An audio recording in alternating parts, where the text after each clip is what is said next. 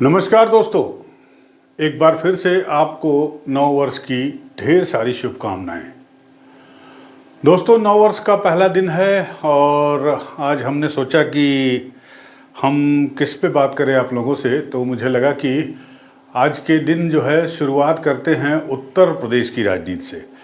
जी हाँ, उत्तर प्रदेश की राजनीति। और उत्तर प्रदेश के बारे में ये कहा जाता है कि जहाँ पर लोकसभा की 80 सीटें हैं और दिल्ली का रास्ता जो है वो उत्तर प्रदेश से होकर जाता है। भारतीय जनता पार्टी के तमाम नेता, चाहे वो ब्रजेश पाठक डिप्टी सीएम हो या डिप्टी सीएम केशव प्रसाद मौर्य हो या भारतीय जनता पार्टी के उत्तर प्रदेश के अध्यक्ष भूपेंद्र चौधरी साहब हों या किसी भी भारतीय जनता पार्टी या बीजेपी के नेता से आप बात कर लीजिए, वो उत्तर प्रदेश में 75 सीटें, 70 से लेकर 75 सीटें जीतने का दावा करता है। हालांकि केशव प्रसाद का दावा कुछ अलग है और वो पूरे के पूरे 80 सीटों पर अपनी पार्टी की जीत का दावा करते हैं। जाहिर है बहुत बड़ा चंक है अगर लोकसभा चुनाव के लिहाज से देखा जाए तो। 270 का बहुमत का आंकड़ा होता है लोकसभा के चुनाव में, और उसमें से अकेले अगर आपको 70 सीटें या 75 सीटें उत्तर प्रदेश से मिल जाएं तो निश्चित रूप से सोने पर सुहागा है ये। और इस 75 सीटों के लिए या इन 80 सीटों के लिए मारामारी अब यूपी में तेज होती जा रही है। बीजेपी को पूरी उम्मीद है कि राम मंदिर की प्राण प्रतिष्ठा समारोह के बाद से अब उसे यूपी में कोई रोकने वाला नहीं है और यूपी में उसका विजय रथ निर्बाध रूप से चलेगा। उसे कहीं से किसी प्रकार के प्रतिरोध का सामना नहीं करना पड़ेगा। अब सवाल ये उठता है कि उत्तर प्रदेश में विपक्ष को, खासकर अगर हम इंडिया गठबंधन की बात करें तो विपक्ष के लिए बीजेपी के विजय रथ को रोकने की चुनौती सामने है और किस तरह वो विजय रथ को रोक पाएगी। क्या अभी जो स्थिति है इंडिया गठबंधन की, अगर गठबंधन में शामिल दलों की बात की जाए, खासकर हम उत्तर प्रदेश के परिप्रेक्ष्य में बात कर रहे हैं, तो बात करेंगे आज हम उत्तर प्रदेश के ही बारे में और उत्तर प्रदेश में इंडिया गठबंधन के बारे में। दोस्तों, पिछले दिनों का एक मामला उठा था या एक बात उठी कि इस गठबंधन में, इंडिया गठबंधन में यूपी के तो सारे करीब करीब जो विपक्षी दल हैं, जो सबसे मजबूत दल है समाजवादी पार्टी और उसकी सहयोगी दल आरएलडी, ये सब शामिल हैं।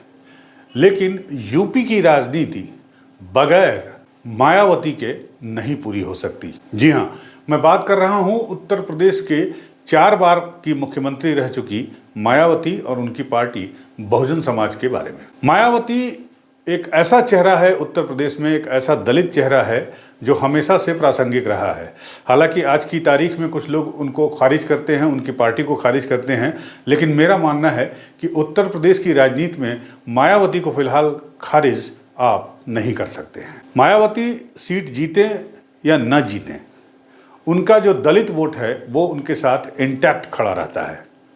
हालांकि पिछले विधानसभा चुनाव में उनके वोटों का प्रतिशत थोड़ा सा घटा जरूर था, लेकिन अभी भी उनके साथ दलित वोट बिल्कुल मजबूती के साथ खड़ा है। और यही वजह है कि मायावती के बगैर इंडिया गठबंधन की लड़ाई उत्तर प्रदेश में अधूरी मानी जा रही है। पिछले दिनों मायावती ने यह कहा भी था, उनका एक स्टेटमेंट भी आया था जिसमें उन्होंने ये कहा था कि गठबंधन में बहुजन समाज पार्टी यानी उनकी पार्टी को लेकर किसी तरह की बातें न की जाएं तो बेहतर है, क्योंकि कोई ये नहीं जानता कि कब किसको किसकी जरूरत पड़ जाए। मायावती के इस बयान का बड़ा दूर तक मतलब निकाला गया। उसके बाद इसकी पुष्टि तब हुई जब उनके करीबी नेता और अमरोहा से सांसद मलुक नागर ने एक शर्त रखी, एक हवा में तीर फेंका, जिसमें उन्होंने कहा था कि मायावती या उनकी party Bahujan Samaj party India गठबंधन का हिस्सा बन सकती है बरसते मायावती को प्रधानमंत्री का चेहरा बतौर पेश किया जाए, बतौर प्रधानमंत्री उनका चेहरा पेश किया जाए। बहुत बड़ी बात थी और लोग सुनते ही इसे चौंक गए, खासकर इंडिया गठबंधन के लोग और इंडिया गठबंधन की सबसे मजबूत पार्टी उत्तर प्रदेश के लिहाज से समाजवादी पार्टी। तो हम चर्चा इसी बात पर कर रहे हैं कि क्या मायावती इंडिया गठबंधन में शामिल होंगी या इंडिया गठबंधन की ये मजबूरी होगी कि वो मायावती को अपने गठबंधन में शामिल करे अगर उसे यूपी में भारतीय जनता पार्टी का विजय रथ रोकना है। जाहिर सी बात है कि बगैर मायावती के इंडिया गठबंधन का ये उम्मीद जो है वो पूरी नहीं हो पाएगी। समाजवादी पार्टी भले ये दावा करे कि वो 65 सीट जीतेगी या 70 सीट जीतेगी, लेकिन बहरहाल अभी जो सिनेरियो उत्तर प्रदेश में चल रहा है और 22 जनवरी को रामलला की प्राण प्रतिष्ठा के बाद से जो माहौल, जो सियासी माहौल तैयार होने की उम्मीद बीजेपी संजोए बैठी है या जिस तरह से बीजेपी मेहनत कर रही है, उसमें अखिलेश यादव के इस दावे पर संदेह पैदा करती है। तो क्या उत्तर प्रदेश में लोकसभा की लड़ाई त्रिकोणीय होगी? और अगर ये त्रिकोणीय होती है, मायावती अगर अलग लड़ती हैं, तो इस त्रिकोणीय लड़ाई में फायदा किसको होगा? निश्चित रूप से बीजेपी। और बीजेपी भी कभी नहीं चाहेगी कि मायावती जो है वो इंडिया गठबंधन का हिस्सा बने, क्योंकि मायावती के पास लगभग 18.4% का मजबूत दलित वोट उनके साथ है और साथ ही साथ 1-2% वोट जो है मुसलमानों का भी उनको मिल जाता है, क्योंकि मायावती जो उम्मीदवार खड़ी करती हैं उसमें कई उम्मीदवार अल्पसंख्यक समुदाय से भी होते हैं। तो निश्चित रूप से 20% का वोट चंक जो है एक बहुत बड़ा वोट चंक है। और अगर उत्तर प्रदेश में बहुजन समाज पार्टी, समाजवादी पार्टी और कांग्रेस मिल जाते हैं तो इनका टोटल वोट शेयर जो है वो तकरीबन 44% के आसपास हो जाता है, जो एक मजबूत चुनौती पेश कर सकता है भारतीय जनता पार्टी के सामने। आपको याद होगा कि जो पिछला चुनाव था 2019 का, उसमें समाजवादी पार्टी और बहुजन समाज पार्टी दोनों मिलकर चुनाव लड़े थे और उस चुनाव में समाजवादी पार्टी को तो बहुत ज़्यादा फायदा नहीं हुआ था, सिर्फ उसके 5% वोट ही जो है उसे सिर्फ 5 लोकसभा की सीटें मिली थी, लेकिन मायावती को 10 सीटें मिली थी। और माना यह जा रहा है कि अगर मायावती इस बार इंडिया गठबंधन के साथ एक इंडिया गठबंधन के झंडे तले चुनाव लड़ जाएंगी तो इस बार ये सीटों की संख्या कुल मिलाकर इंडिया गठबंधन के लिए 20 के आसपास जा सकती है, जो कि निश्चित रूप से भारतीय जनता पार्टी के लिए एक झटका साबित होगी। अगर उसके दावे पर ये गौर किया जाए, उसके दावे पर ये देखा जाए जिसमें वो 300 से ज़्यादा सीटें हासिल करने की बात कर रहे हैं। तो अब सवाल ये उठता है कि इंडिया गठबंधन में शामिल होने से मायावती को कौन रोक रहा है, या किसको ऐतराज है कि मायावती जो है वो शामिल हों इंडिया गठबंधन में और बीजेपी के खिलाफ इंडिया गठबंधन का सिंगल कैंडिडेट खड़ा हो, एक कॉन्स्टिट्यूएंसी एक उम्मीदवार। ये तभी संभव है जब मायावती इंडिया अलायंस का, इंडिया गठबंधन का हिस्सा बने। तो सवाल ये है कि कौन नहीं चाहता है कि मायावती इंडिया गठबंधन का हिस्सा बने।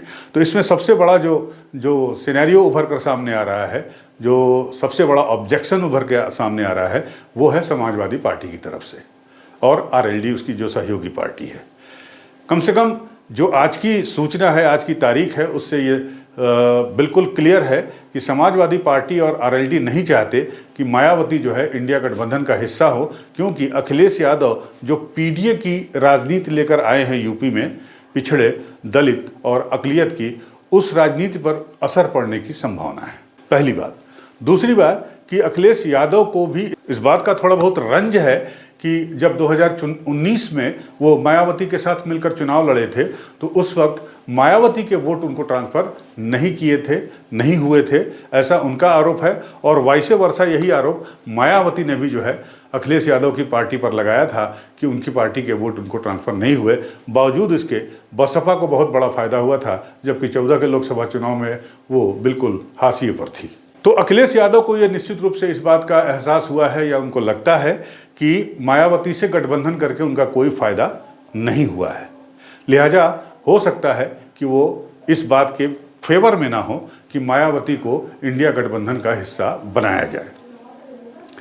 लेकिन अभी जो परिदृश्य उभर कर सामने आ रहा है उत्तर प्रदेश की राजनीति में, और 22 जनवरी को प्राण प्रतिष्ठा के बाद जो परिदृश्य उभर कर सामने आएगा, जिस तरह से बीजेपी, आरएसएस और वीएचपी इस राम मंदिर मुहिम को यहाँ तक पहुँचाया उन्होंने, और अब रामलला के प्राण प्रतिष्ठा को, रामलला के विराजमान होने को जिस तरह से घर घर या यूं कहें लोगों के हर व्यक्ति के दिमाग तक, मनोमस्तिष्क तक पहुंचाया जा रहा है, ये एक बहुत बड़ी मूवमेंट का, आप इसे मूवमेंट का नाम दे सकते हैं, जिसका बहुत बड़ा फायदा बीजेपी को होने जा रहा है। आपको याद होगा कि पिछले एक वीडियो में मैंने ये कहा था कि मोदी को हराना मुश्किल ही नहीं नामुमकिन है, और कम से कम अगर उत्तर प्रदेश की बात की जाए तो ये ऐसा संभव होता बिल्कुल दिखाई दे रहा है। ये एक ही सूरत में आप बीजेपी को थाम सकते हैं, बीजेपी को बांध सकते हैं, बीजेपी को रोकने की कोशिश कर सकते हैं अगर मायावती, कांग्रेस, समाजवादी पार्टी और दूसरे छोटे दल, महान दल और चंद्रशेखर आज़ाद की भीम पार्टी, ये सारी पार्टियां एक हो जाएं, गठबंधन के झंडे के नीचे आ जाएं और एक कैंडिडेट के खिलाफ एक उम्मीदवार खड़ा हो, यानी 1 by 1 की लड़ाई हो, तब जाके आप उत्तर प्रदेश में थोड़ी बहुत उम्मीद कर सकते हैं कि आप बीजेपी को रोकने में सक्षम हो पाएंगे या आप जो कह रहे हैं वहां तक पहुंचने के शायद आप कोशिश कर सकते हैं। तो अभी भी ये एक यक्ष प्रश्न है कि क्या इंडिया गठबंधन शामिल करेगी मायावती को। कांग्रेस चाहती है कि वो मायावती इसमें शामिल हो, लेकिन समाजवादी पार्टी और उसके अलायंस जो है वो नहीं चाहते हैं।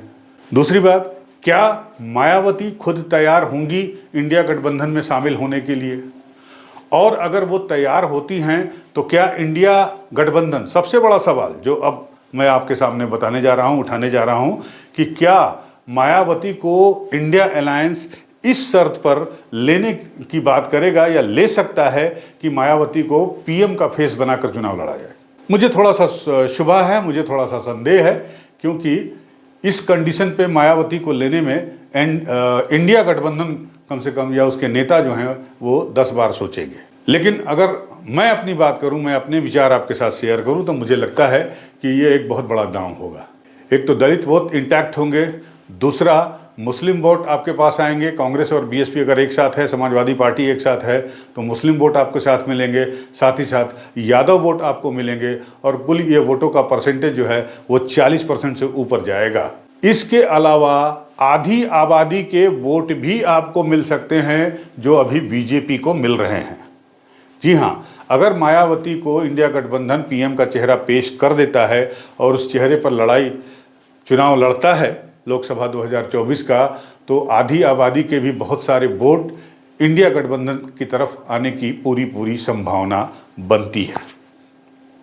हालांकि ये थोड़ा सा हाइपोथेटिकल है कि क्या इंडिया गठबंधन इस बात को स्वीकार करेगा, इस बात को स्वीकार करके मायावती का स्वागत करेगा अपने गठबंधन में, पहली बात। दूसरी बात, मायावती गठबंधन में शामिल होने के लिए तैयार होती हैं, नहीं होती हैं, क्या होता है। मायावती के बारे में ये भी कहा जाता है कि वो अप्रत्यक्ष रूप से इनडायरेक्टली बीजेपी को मदद करती है, क्योंकि बीजेपी जो है उनके ऊपर अज्ञात शिकंजा कसे हुए है। वो अज्ञात शिकंजा क्या है ये आपको पता है।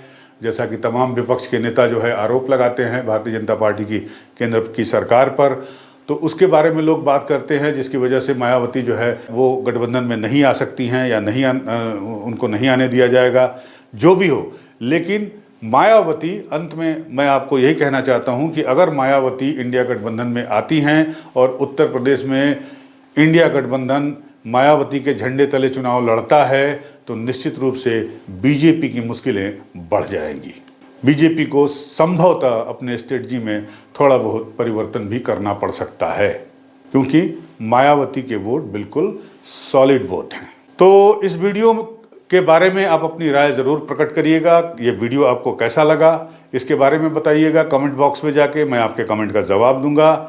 अगर आपको हमारा ये वीडियो अच्छा लगा तो हमारे चैनल को लाइक करिएगा, सब्सक्राइब करिएगा। मिलते हैं आपसे अगले वीडियो में, तब तक के लिए नमस्कार।